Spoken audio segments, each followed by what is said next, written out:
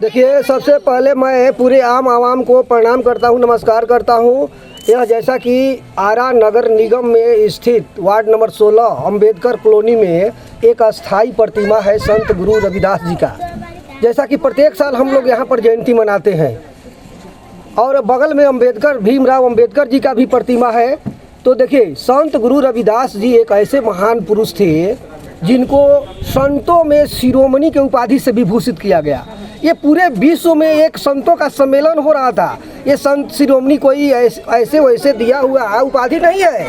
ये संतों के सम्मेलन में इनके लब्ध प्रतिष्ठा और दूरदर्शी सोच से प्रभावित होकर उस सम्मेलन में ही इनको शिरोमणि का उपाधि दिया गया। हमारे संत शिरोमणि गुरु रविदास जी का जैसा कि जन्म 1377 और एक की वदंती के अनुसार 1399 मानी जाती है और मृत्यु इनका 1518 मानी जाती है। तो जैसा कि मालूम होना चाहिए कि संत गुरु रविदास जी बनारस के मड़ुआडीह में इनका जन्म हुआ था। इनके माँ का नाम जो है कर्मा, पिता का नाम रघु था और मीराबाई इनके शिष्य स्वीकार किए थे।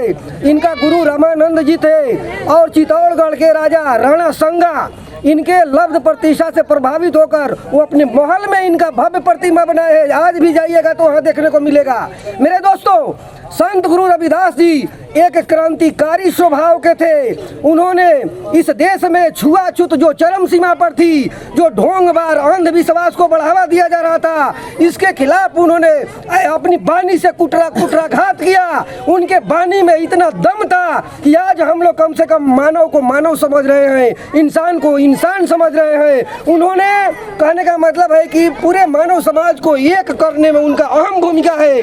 मेरे दोस्तों, तो ये संत गुरु रविदास जी ऐसे शख्सियत थे। उनका कहना था कि चाहूं मैं ऐसा राज जहां मिले सभी को अन्न, बड़न छोटन सब सम बसे, रविदास रहे प्रसंग। और उन्होंने जैसा कि ये आप लोग जानते होंगे, पूरा विश्व जानता है कि उन्होंने ढोंग में विश्वास नहीं करते थे। उनका लोकोक्ति है कि मन चंगा तो कठौती में गंगा। ये सभी लोग इस बात को जानते हैं, यानी मन पवित्र है तो हमें गंगा जाने की जरूरत नहीं है, गंगा तो हमारे पास में ही है।